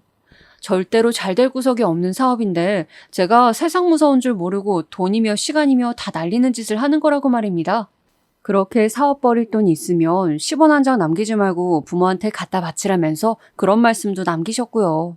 저를 보고 지겹게도 말을 안 쳐듣는 불효자 새끼라고 하시는 말씀을 들으며 저는 조금 외로운 마음으로 사업을 시작하였습니다. 전문대 동기가 저를 믿고 돈을 빌려주어서 할 수 있었던 사업이니만큼 반드시 성과를 내겠다는 포부였지만 제 희망사항과는 다르게 아무런 반응도 없었어요. 세상을 너무 우습게 보고 회사라는 안락한 둥지를 차고 나왔구나 하는 후회가 들 때도 정말 많았습니다. 그러나 시간이 좀 지나면서 이게 돈이 되기 시작했습니다. 처음에는 얼떨떨해서 제대로 체감이 안 되었는데 5개월이 지나 반년차로 접어들었을 때 저는 전문대 동기에게 빌렸던 거금을 모두 갚을 수 있었으며 그 이후로는 오롯이 저의 수익이었습니다. 이때 제가 크나큰 실수를 저지르고 말았어요. 형이 회사에서 적응을 못한 채로 마찰을 빚고 쫓겨나듯 그만두게 되었는데 부모님이 곡소리를 내시는 모습에 제가 저의 수익을 공개해버리고 만 것이었습니다. 제가 월 순수익이 500만 원을 넘게 거두고 있다는 걸 알게 된 부모님의 표정이 달라지셨죠. 저를 향한 깊은 애정이나 신뢰, 기대 같은 것이었냐면 아니요, 절대 그렇지 않았습니다. 그것은 먹이를 노리는 하이에나의 눈빛이라고 볼 수 있었어요. 우리 아들, 이번 달은 그래서 얼마나 벌었니? 네? 이번 달은 한 600 정도 벌 것 같은데요. 그럼 우리한테는 얼마를 줄 거니? 제가 이제 두 분 생신날에 용돈도 많이 드리고 또 이것저것 사드리고 그래야죠. 얘가 지금 무슨 소리를 하는 거야? 그런 거 말고 다달이 우리한테 그래서 얼마를 줄 거냐고? 너 설마 그런 돈 벌면서 우리한테 고작 몇십만 원씩 주고 땡치려던 건 아니겠지? 제가 또래보다 많이 버는 것은 맞았지만 엄청나게 대단할 만큼 많이 버는 것까지는 아니었고 저도 제 모든 체력과 시간을 다 사업장에 쏟아가면서 버는 것이었는데 수고한다, 잘하고 있다 이런 칭찬이나 응원은커녕 돈을 생각보다 많이 안 준다고 저에게 힐난이나 하시다니 부모님에게 재차 실망감이 드는 것도 잠시 일가 친척들도 제가 시작한 사업이 꽤나 잘 되고 있다는 것을 알게 되어서 연락들을 해왔습니다. 저는 이것 때문에 정신이 없어졌죠. 너 요즘 사업해서 재미 좀 본다며? 이번에 네 큰이모 환갑 돌아오면 너한테 기대해도 되지? 네가 잘해줄 거라고 믿을게. 네가 돈을 잘 번다더라? 우리 집 이번에 부엌 리모델링을 할까 싶은데 너도 우리 집 와봐서 알지? 좁아 터진 부엌에 싱크대는 어찌나 높이가 낮은지 내가 싱크대 높이 10cm만 높이는 게 평생의 소원이었는데 네가 이번에 좀 이뤄주련? 평소에는 쥐뿔 연락 한번 안 하셨던 분들이 갑자기 저한테 왜 그렇게들 할 말씀드리며 부탁하실 거리가 많아졌는지 모를 일이었습니다. 제가 집안을 위해 제 모든 돈을 다 써야 하는 게 당연하다는 식으로 모두가 생각하고 행동을 하더군요. 제가 한 달에 1000단위로 버는 것도 아니었지만 정말 너무들 한다 싶었습니다. 가족이란 무엇인가 하는 본질적인 고민도 하면서 진짜 심적으로 많이 힘들었어요. 제가 이런 고충을 주변에 털어놓았을 때 거의 대부분이 저를 비난하였습니다. 그 이유는 동일하였어요. 가족의 성향을 알면서도 제 수익을 고지고대로 공개한 제가 어리석었다는 것입니다. 원래 돈 자랑은 절대로 하는 게 아니라면서 앞으로는 먹고 죽을 돈도 없다는 식으로 말을 꾸며내라고 저한테 하나같이 그런 조언들을 주었어요. 그제서야 저는 퍼뜩 정신이 들었던 것이죠. 세상을 너무 아니라고 순진하게 제가 바라보며 살고 있었나 봅니다. 낮은 집안 수준에 맞춰서 생각하다 보니 저도 거기에 끌려가고 있었던 것이죠. 정말 고맙게도 객관적인 시선에서 제 고충을 바라봐주고 필요한 조언들을 준 지인들 덕분에 저는 방법을 찾을 수 있었습니다. 저는 그 후로 사업이 반짝 잘 되더니 이제는 사정이 어렵게 되었다면서 부모님에게 한탄을 늘어놓았습니다. 저에게 연락이 온 친척들한테도 한숨을 푹푹 내쉬면서 요즘 사정이 좋지 않다는 말과 함께 혹시 현금 여유 있으면 빌려주실 수 있냐는 질문도 꼭 남겼습니다. 그렇게 한 지 얼마 되지 않았을 때부터 친척들의 연락이 끊겼어요. 은근히 저에게 기대려고 하였던 형도 포기를 하고서는 바로 재취업을 하였죠. 나는 이제 2번 다시는 내가 얼마를 버는지 공개하지 말아야겠다. 저는 굳은 다짐을 마쳤습니다. 저의 소박한 성공조차 나눌 수 있는 가족이 집안에서 아무도 없다는 것이 씁쓸하였고 외롭기도 하였지만 진실된 몇 지인이 저에게 있다는 것을 확인하게 된 소중한 계기가 되었으므로 위안을 삼았어요. 그 후로 저는 친척들을 제외하고 제 부모님, 형에게만 최소한으로 도리를 하면서 지냈습니다. 점차 사업이 궤도에 오르고 안정적으로 되었을 때 저는 자연스레 연애가 하고 싶어져서 여자친구들을 사귀었는데요. 그중 한 명과는 1년 이상 연애를 하기도 했습니다만 전부 제가 결혼 상대로 여길 만큼의 진지한 사랑은 아니었습니다. 그 과정에서 돈 문제도 결코 무시할 수 없었고요. 저는 이런 것들을 배제하고서 진짜 서로만 보며 순수하게 사랑을 키워나갈 수 있는 상대는 없으려나 하는 환상을 품고 있었어요. 풋풋한 10대도 아니었건만 그런 로망을 가지고 있었네요. 그런데 어느 날 정말로 저에게 기적처럼 그런 상대가 찾아왔습니다. 짧은 전문대 재학 시절에는 별로 친하게 지내지 않았었습니다만 계속 연락을 유지해왔던 어느 친구 한 명이 있었거든요. 그런데 그날도 여느 때처럼 간만에 안부나 주고받을까 싶어서 연락을 했다가 뜻밖에도 제가 지금 따로 만나는 사람이 없다면 자기가 여자를 소개시켜주고 싶다고 하는 이야기를 듣게 되었습니다. 자기가 예전부터 알고 지낸 어떤 누나가 있는데 정말 수더분하고 여러모로 괜찮은 사람이건만 벌써 몇 년째 연애를 안 하고 있다는 사실을 얼마 전에 우연히 알게 되자 이상하게도 제가 머릿속에 떠올랐다는 것입니다. 저랑 그 누나를 붙여주면 좋을 것 같다는 생각이 자꾸만 들더래요. 너무 갑작스러운 이야기라 당황스러웠지만 그 친구의 성의를 봐서라도 그 누나를 한번 만나보겠다고 하였습니다. 알고 보니까 상대방 쪽에서도 갑자기 저를 소개받게 되어서 무척 당황했다고 하더군요. 저희는 1살 차이였고 소개팅으로 처음 만난 자리에서 바로 말을 놓기로 하였습니다. 그냥 동갑 친구처럼 지내자는 말이 들려왔을 때 저는 저도 모르게 미소를 짓고 말았던 것 같아요. 1살 정도의 나이 차이는 신경 안 쓰고 행동하는 그 모습에 왠지 매력적으로 느껴졌거든요. 사실 사진을 받아봤을 때나 소개팅 자리에서 딱 보자마자 받았던 인상은 특별하지 않았고 제 이상형에 들어맞는 외모도 아니었기에 별다른 감상은 안 들었었더랬죠. 하지만 대화를 나눠볼수록 이상하리만치 묘한 끌림이 있었어요.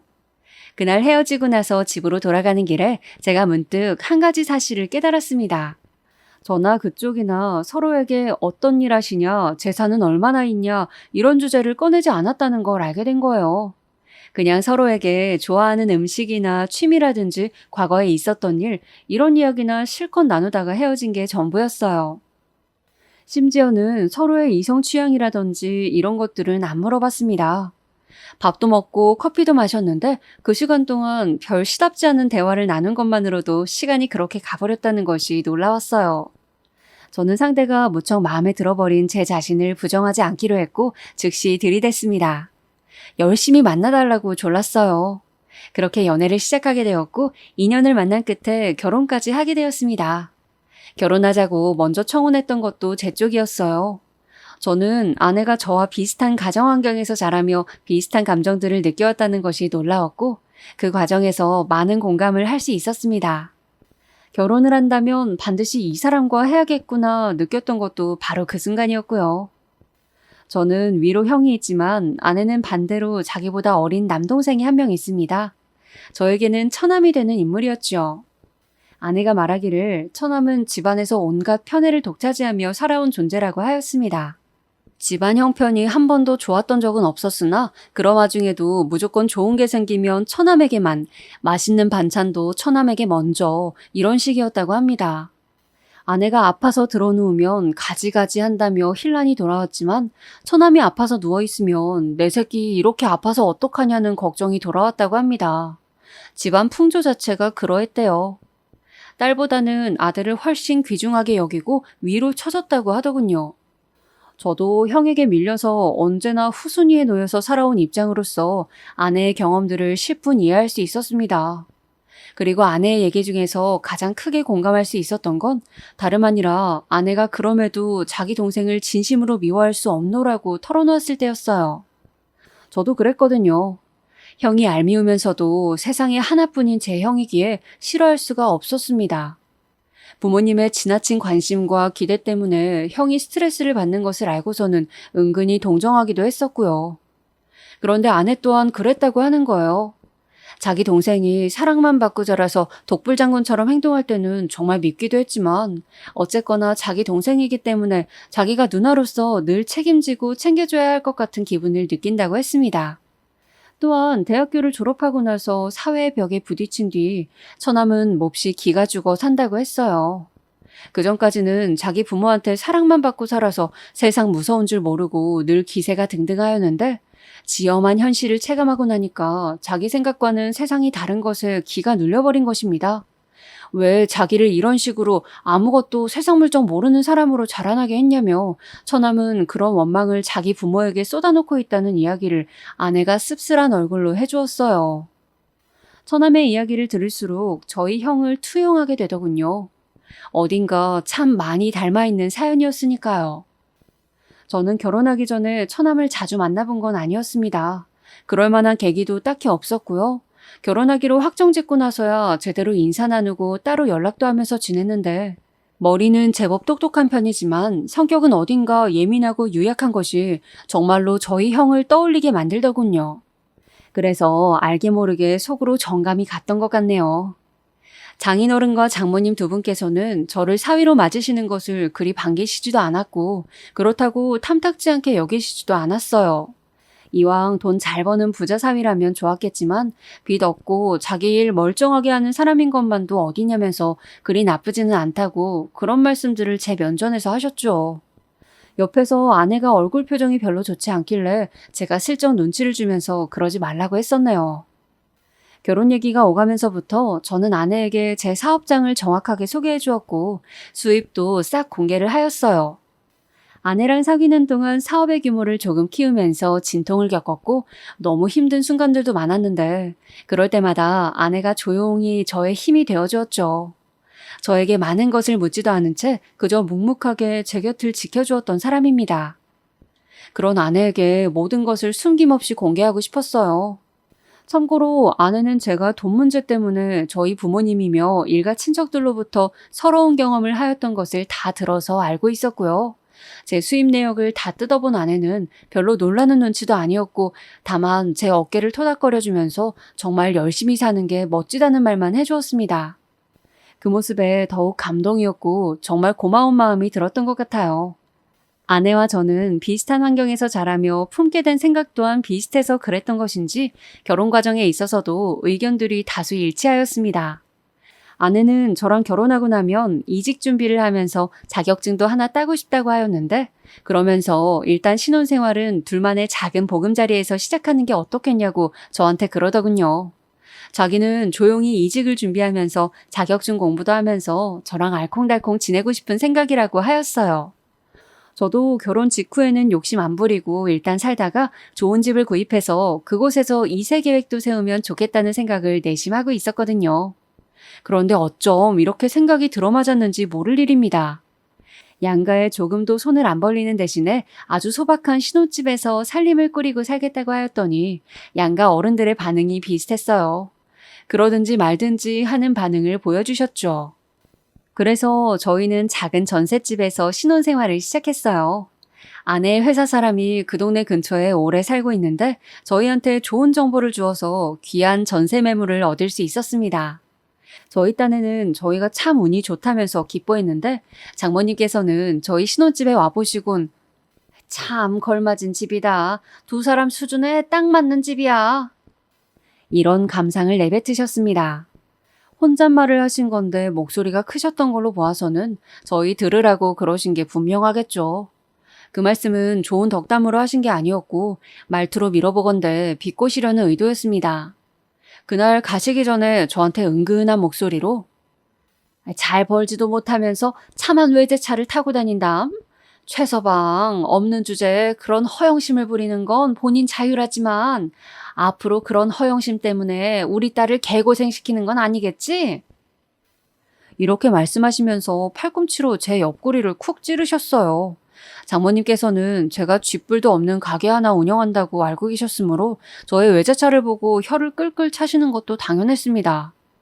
하지만 아내가 제 사업 얘기는 아직은 무조건 비밀로 붙여야 한다고 강조했기에 저는 진실을 토하지 않고 그냥 장모님께서 찌르는 대로 찔리고 비난하시는 대로 비난 맞으면서 지냈어요.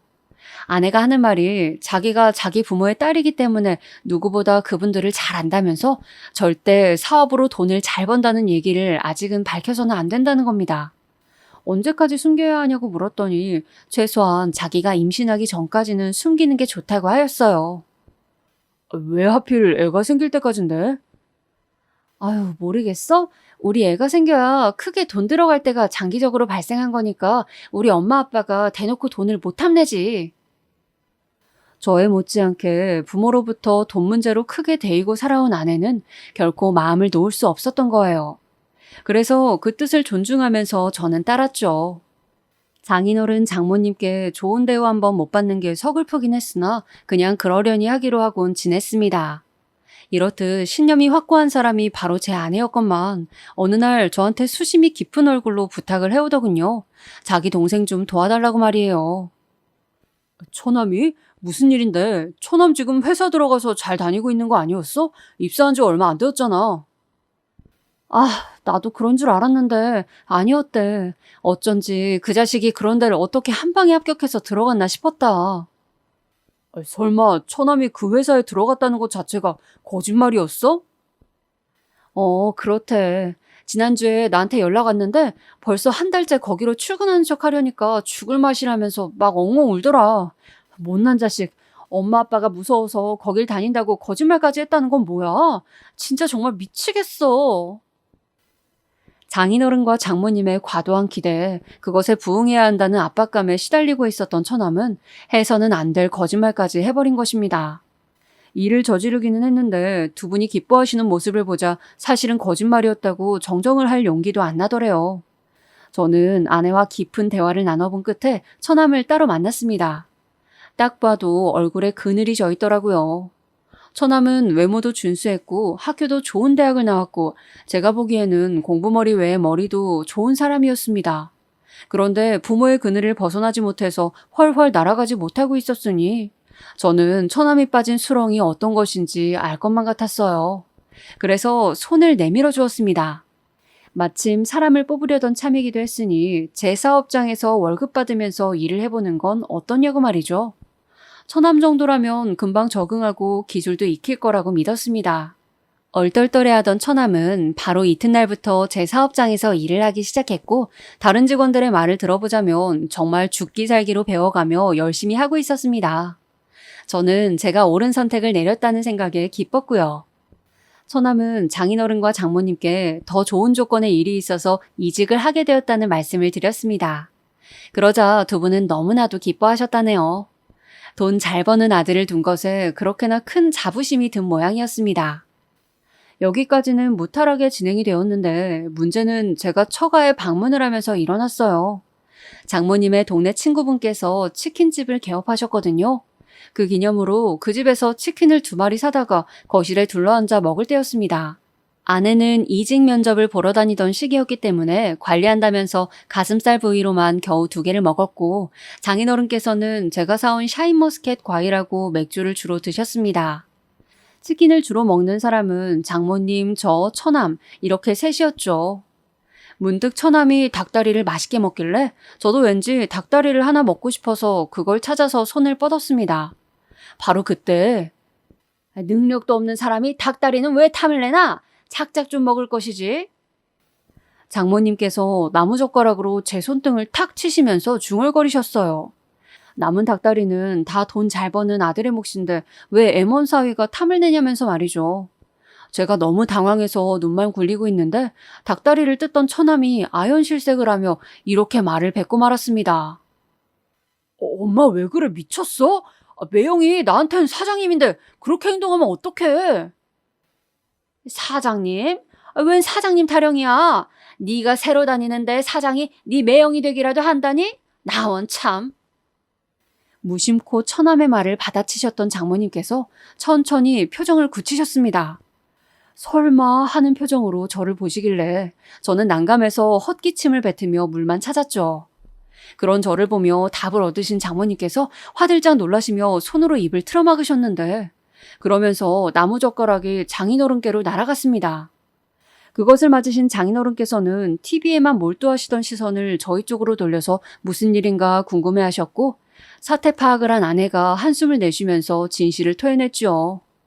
어쩌다 보니 지금까지 숨기게 되었다는 변명과 함께 제 사업장의 규모를 말씀드렸는데 장모님께서 거의 뒤로 넘어가시려고 했습니다. 아니 이럴 수가. 최서방. 내가 은인을 몰라보고 여태까지 잘못 굴었었네. 이를 어쩌면 좋아? 내가 못된 마음으로 일부러 그런 건 아니었다는 거 우리 최서방은 잘 알지? 그렇지?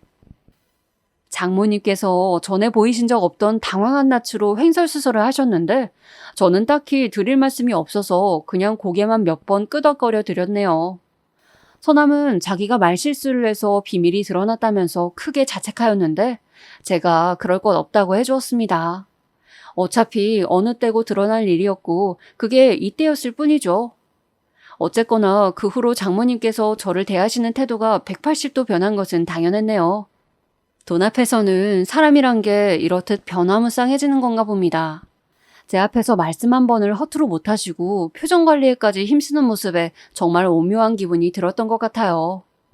장인어른께서도 마찬가지셨고요.